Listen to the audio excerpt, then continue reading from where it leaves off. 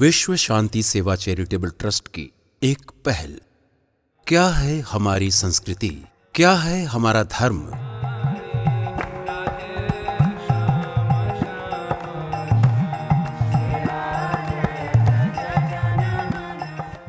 आइए समझते हैं धर्म एवं संस्कृति की परिभाषा पूज्य श्री देवकीनंदन ठाकुर जी के श्रीमुख से।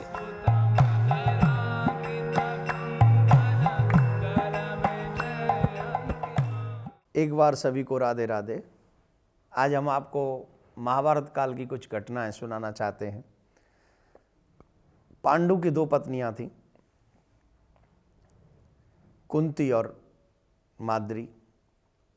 कुंती के 3 पुत्र थे, माद्री के 2 पुत्र थे। पर पांडु को एक चिंता थी कि उसकी वंश परंपरा आगे कैसे बढ़ेगी, क्योंकि वो स्त्री प्रसंग नहीं कर सकता था। उसे शाप था, जैसे ही स्त्री का संग करेगा उसकी मृत्यु हो जाएगी। तो उसका ये भय, उसका ये डर हमेशा ही उसको सताता रहता था। तो एक बार उन्होंने कुंती से कहा, तो कुंती को ये वरदान प्राप्त थे, वो जब चाहे जैसे चाहे किसी भी देवता को वो बुला सकती थी। तो उन्होंने उन देवताओं को बुलाया और देवताओं के अंश अवतार ये 5 पुत्र हैं। 5 पांडव जो हैं वो देवताओं के ही अंश अवतार हैं। लेकिन पांडु इस बात को जानते थे कि मेरे शक्ति से तो ये पुत्र हुए नहीं, मेरे मिलन से तो ये पुत्र हुए नहीं।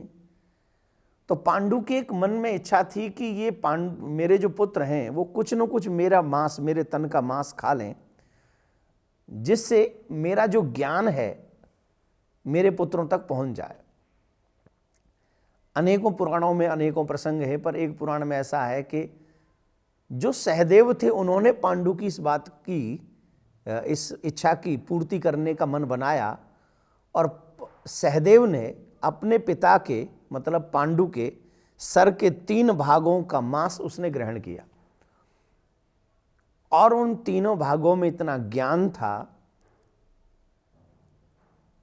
वर्तमान, भविष्य और भूत, तीनों कालों की स्थिति, प्रेजेंट, फ्यूचर एंड पास्ट, इन तीनों की जानकारी उसे मालूम थी।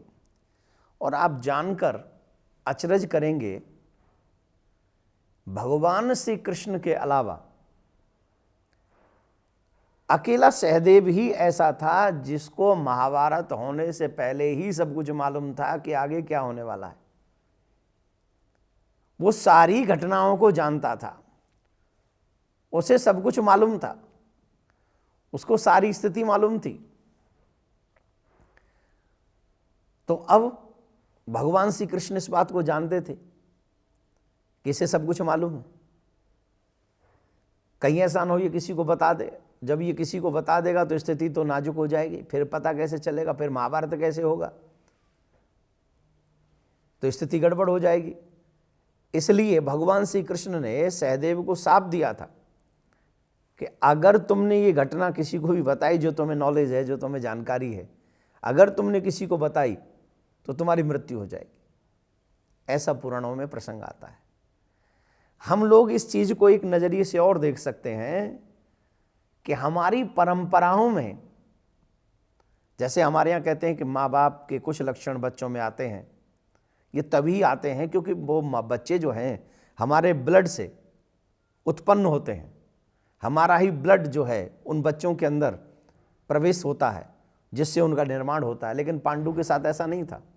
इसलिए पांडु ने ये कहा। अब इसका मतलब ये कतई न समझ लें कि जब सहदेव ने मांस ग्रहण किया तो हम भी करें। वहां पांडु की अपनी खुद की इच्छा थी।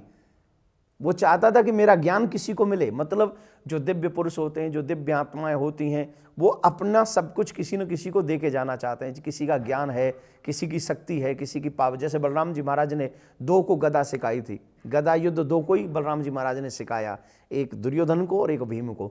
ये बहुत सारी चीजें, दिव्य पुरुष जो होते हैं वो अपने साथ सब कुछ लेके नहीं जाते, वो कुछ न कुछ यहाँ किसी न किसी को दे के जाते हैं। तो वैसे ही पांडु भी चाहता था कि मेरा ज्ञान इनके पास में जाए, तो वो सहदेव को प्राप्त हो गया। पर भगवान श्री कृष्ण ने शाप क्यों दिया? क्योंकि किसी को भी भविष्य जानने का अधिकार नहीं है। भविष्य वर्तमान पर डिपेंड है। तुम जो कर्म करोगे उसका फल तुम्हें भोगना पड़ेगा। लेकिन भगवान तो सब कुछ जानता है कि कौन व्यक्ति कब क्या करेगा और किस व्यक्ति को क्या भोगना पड़ेगा। तो इन्हीं सब लीलाओं को ध्यान में रखते हुए सहदेव को उन्होंने शाप दिया था कि अगर तुम किसी को बोलोगे तो तुम्हारी मृत्यु हो जाएगी। इसलिए पांडवों की इस कथा को हम लोगों को एक श्रद्धा से समझनी चाहिए कि हमें भी अपने माँ बाप का सम्मान करना चाहिए, हमें भी अपनी माँ बाप की इच्छाओं का सम्मान करना चाहिए। जो लोग अपने माँ बाप की इच्छाओं का सम्मान करते हैं वो हमेशा ही पूजनीय होते हैं, वो हमेशा ही प्रोग्रेस करते हैं और हमेशा ही प्रगति करते हैं। सहदेव जानते हुए भी मौन रहे, भगवान श्री कृष्ण सबको जानते हुए भी मौन रहे, क्योंकि भविष्य को वर्तमान में आने दिया जाए और फिर उन सबको वो सामना हो जाएगा। यही भगवान श्री कृष्ण की इच्छा थी।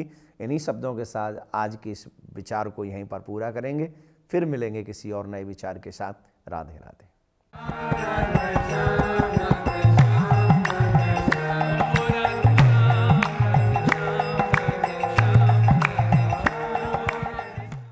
विश्व शांति सेवा चैरिटेबल ट्रस्ट के द्वारा चलाए जा रहे सोशल मीडिया से आप सभी भी जुड़ें। YouTube के सब्सक्राइबर बनने के लिए YouTube में टाइप करें देवकीनंदन जी महाराज।